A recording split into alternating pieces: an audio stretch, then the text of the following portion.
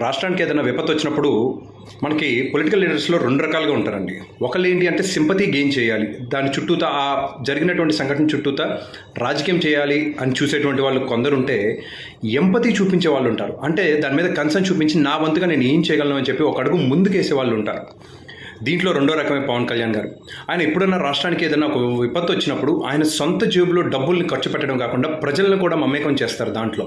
అయితే ఈ రోజున ఆంధ్రప్రదేశ్కి డిప్యూటీ సీఎంగా ఉండి సుమారుగా 5 శాఖలకు మంత్రిగా ఉండి కూడా ఈ రోజున ఆయన తన జేబులో నుంచి ₹1 కోటి ఆంధ్రప్రదేశ్కి, ₹1 కోటి తెలంగాణకి, అలానే ₹4 కోట్ల రూపాయలు ఏవైతే ఫ్లడ్ ఎఫెక్టెడ్ పంచాయతీస్ ఉన్నాయో 400 వరకు ఉన్నాయో వాటికి ₹1,00,000 చొప్పున ఆయన అనౌన్స్ చేశారు. అంటే మంత్రిగా ఉండి ఆ మంత్రి శాఖ ద్వారా డబ్బులను రిలీజ్ చేసి చప్పట్లు కొట్టించుకోవడం ఒకటైతే, అలా కాదు నేను వ్యక్తిగతంగా నేను చేస్తున్నటువంటి శాఖ కాబట్టి నేను కూడా వ్యక్తిగత బాధ్యత తీసుకుంటాను అని చెప్పేసి ఈయన ₹6 కోట్ల ఆయన అనౌన్స్ చేసేయడం అనేది చాలా గొప్ప విషయం. ఇంతకు మించిన గొప్ప విషయం ఏంటి అంటారా?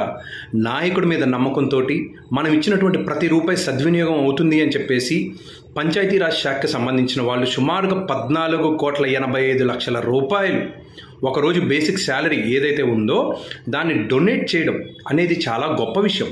ఇది పవన్ కళ్యాణ్ గారి మీద ఉన్నటువంటి నమ్మకం.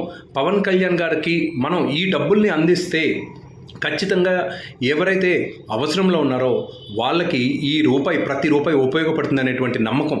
ఆ ఉద్యోగులు కూడా అదే మాట చెప్పారు. మా సర్వీస్లో, మా ఈ 25-30 సంవత్సరాల సర్వీస్లో ఇటువంటి నాయకుడిని మేము చూడలేదు.